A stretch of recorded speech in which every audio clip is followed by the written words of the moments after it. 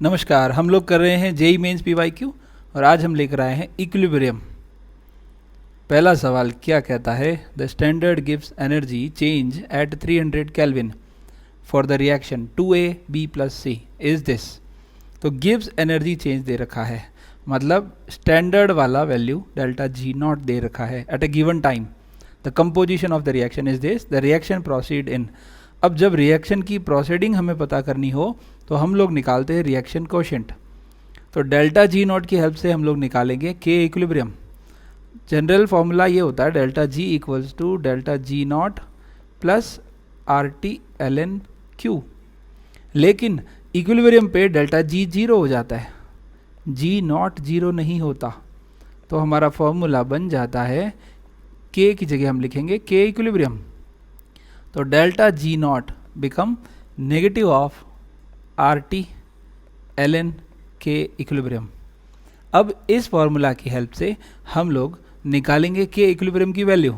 तो delta G not हमको given है 2494.2 जूल, आर की वैल्यू 8.314 और टेम्परेचर दिया है 300 केल्विन और एल एन को हम कन्वर्ट करेंगे लॉग बेस 10 में, तो हम लोग लिखेंगे log 10 के इक्विलिब्रियम। तो यहाँ से जब हम इसको सॉल्व करेंगे तो हमारे पास आएगा log K equilibrium equals to minus of 0.434, anti log लेने पे के इक्विलिब्रियम आएगा 0.367। ठीक है, ये तो हमारा आ गया के इक्विलिब्रियम। इसको कंपेयर करना है Q से, हम निकाल रहे हैं Q क्या होता है? एनी टाइम, क्वेश्चन में बोला एट ए गिवन टाइम। अगर इक्विलिब्रियम पे रेशियो होता है तो के इक्विलिब्रियम निकलता है, और एनी टाइम अगर हम लोग प्रोडक्ट और रिएक्टेंट का रेशियो निकालते हैं एक्टिव मास का, तो वो होता है रिएक्शन कोशेंट। तो जो हमारी रिएक्शन है उसी का हम लोग लिख रहे हैं एक्टिव मास पावर 2, क्योंकि स्टाइकोमेट्री 2 है। तो B की वैल्यू भी गिवन है 2, C की वैल्यू गिवन है हाफ और A की वैल्यू भी गिवन है 1/2 स्क्वायर। तो इससे हमारा जो Q आएगा, 2 से 2 कैंसिल कर दो और 4 ऊपर आ जाएगा, तो Q आ जाएगा 4। अब आप देखिए के इक्विलिब्रियम और Q में क्या रिलेशन है कि Q ज़्यादा है, Q की वैल्यू ज़्यादा है, और जब Q वैल्यू ज़्यादा होती है तो आपको एक तरीका बताता हूँ सिंपल सा। हमको आना है मिडल वाली बिल्डिंग पे। अगर Q छोटा होता तो फॉरवर्ड रिएक्शन, अगर Q बड़ा है तो बैकवर्ड रिएक्शन, और यहाँ पे Q बड़ा है तो बैकवर्ड रिएक्शन होगी। तो Q बड़ा है, दो ऑप्शन में दे रखा है, और backward reaction reverse direction reaction दे रखी है, आंसर सेकंड। अगला क्वेश्चन क्या कहता है? For the reaction SO2 half O2 is giving SO3 if Kp equals to Kc RT की power x when the symbol have the usual meaning, then value of x। यहाँ जो x होता है वो होता है delta n g. G for Parle G नहीं है, G फॉर गैसियस मोल्स। कौन से मोल्स हैं? Gaseous moles. तो प्रोडक्ट के गैसियस मोल्स 1, रिएक्टेंट के गैसियस मोल देखिए हाफ एंड 1, 3/2। तो 1 - 3/2 -1/2, तो -1/2 है ऑप्शन सेकेंड। अगला question, the equilibrium constant eight 298 kelvin for the reaction this is 100 if the initial concentration of all species were 1 m then the equilibrium concentration। तो आपको given है A + B is giving C + D, और initial concentrations given है that is 1 each. तो हमको पता है at equilibrium 1 - x 1 - x, और ये 1 है ऑलरेडी तो प्लस x, ये भी 1 है तो ऑलरेडी प्लस x। यहाँ से के इक्विलिब्रियम हम लिखेंगे तो क्या लिखेंगे? Active mass of C active mass of D upon active mass of A active mass of B।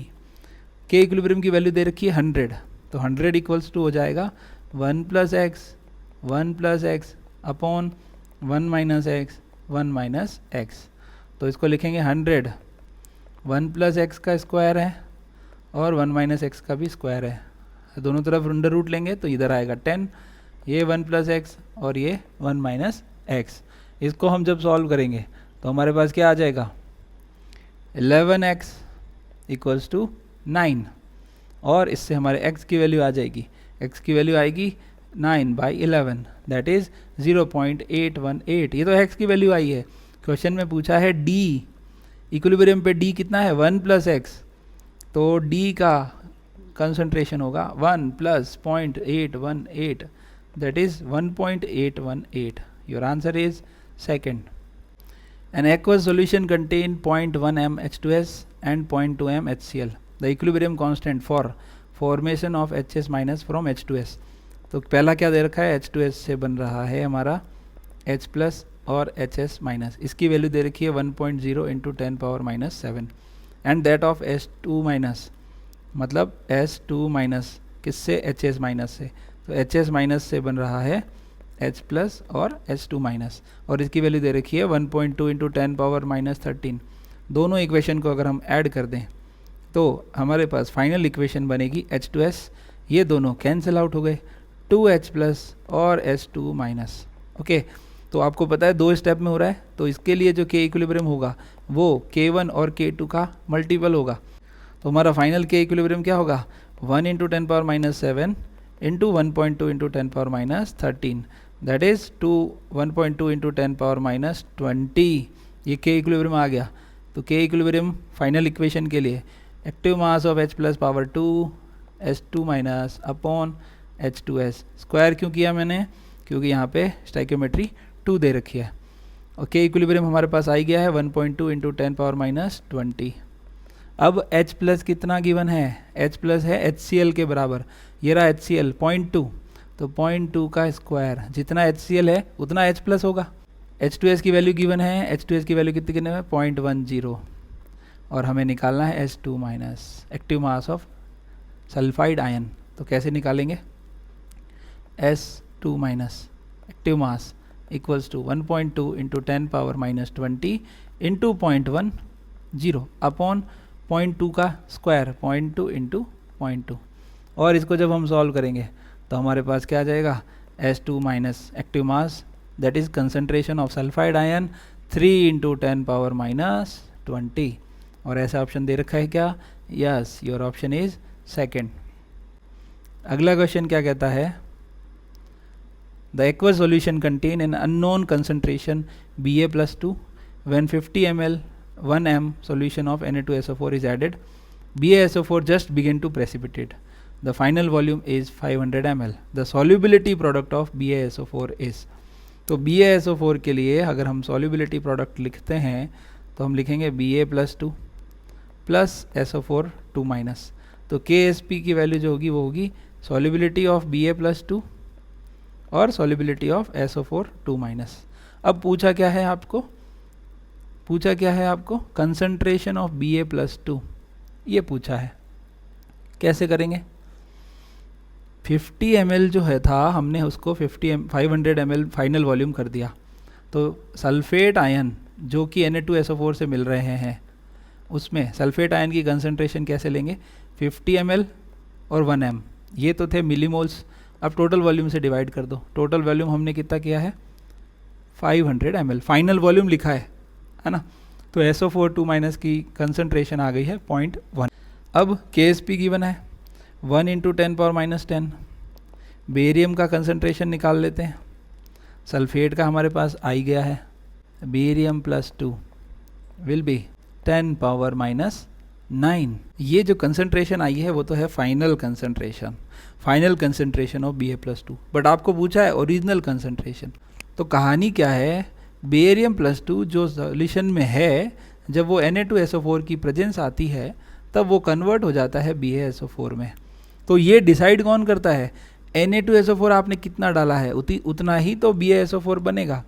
ठीक है, तो हम लोग अगर ये M1V1 इक्वल्स टू M2V2 लगाएं, वैसे तो फॉर्मूला N1V1 N2V2 होता है, लेकिन दोनों साइड में n फैक्टर 2 से मल्टीप्लाई करेंगे तो कोई फ़र्क पड़ना नहीं है, इसलिए हम लोग डायरेक्ट ये फॉर्मूला लगा सकते हैं.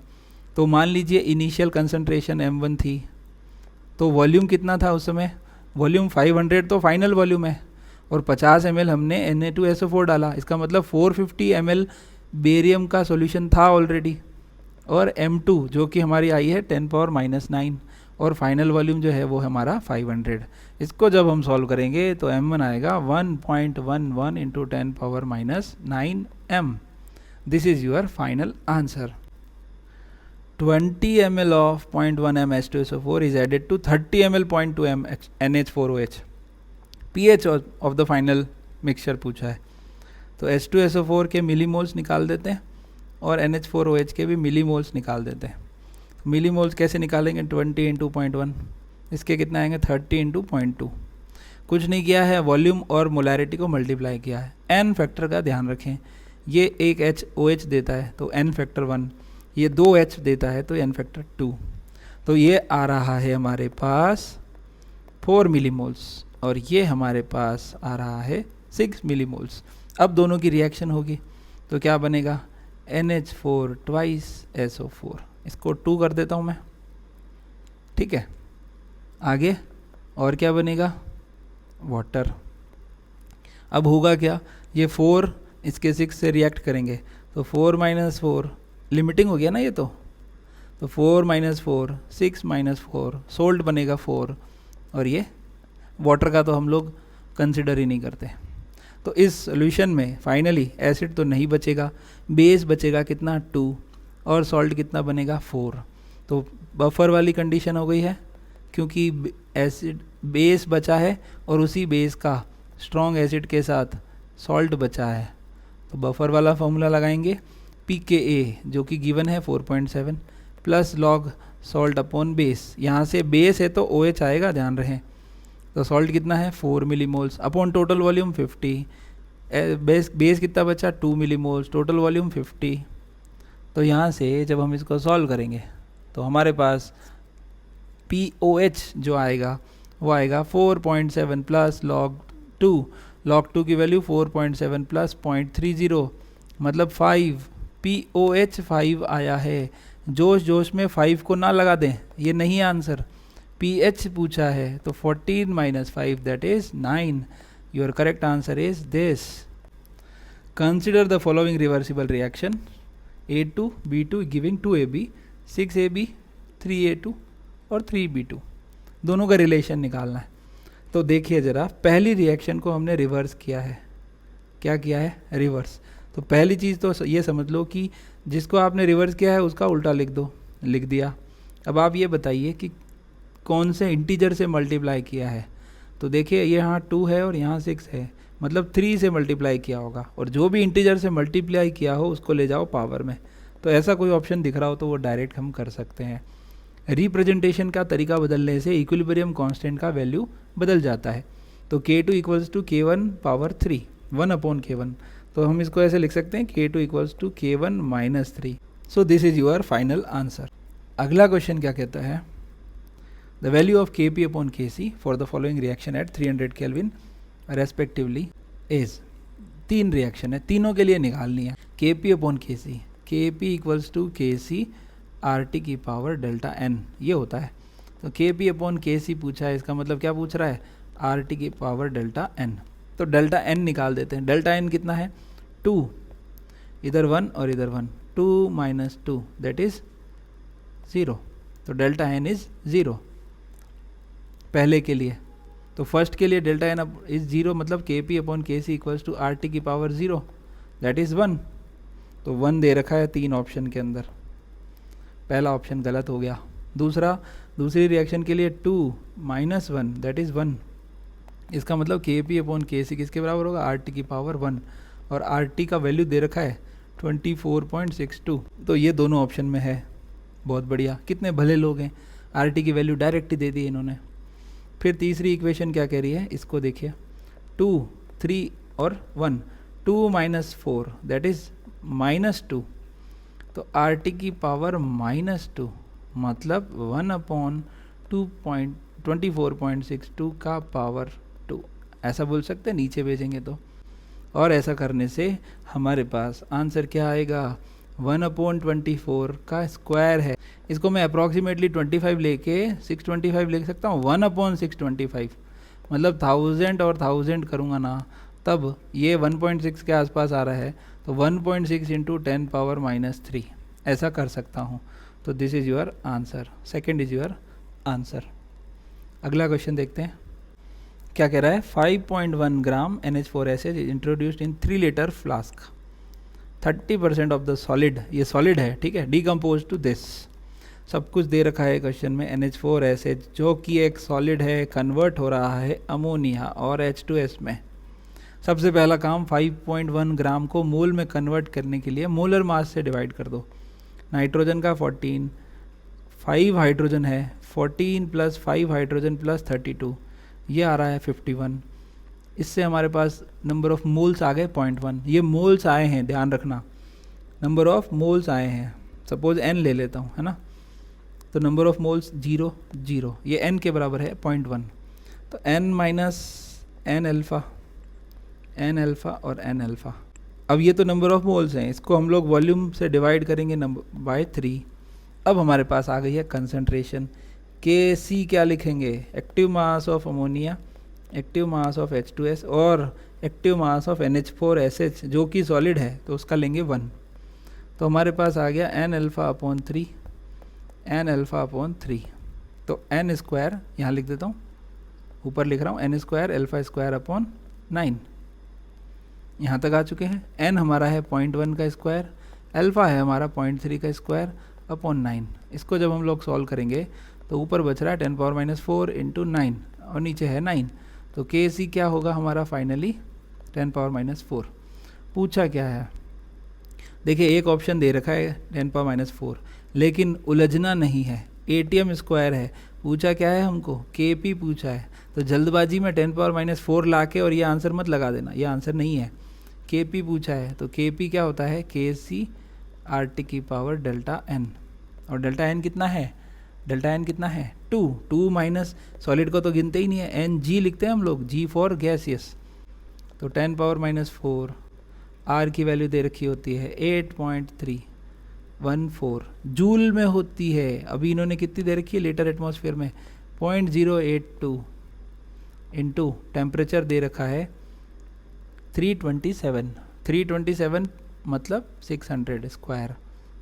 तो फाइनल आंसर क्या आएगा 0.242 ATM square. This is your answer, answer is second. आज के लिए इतना ही, धन्यवाद।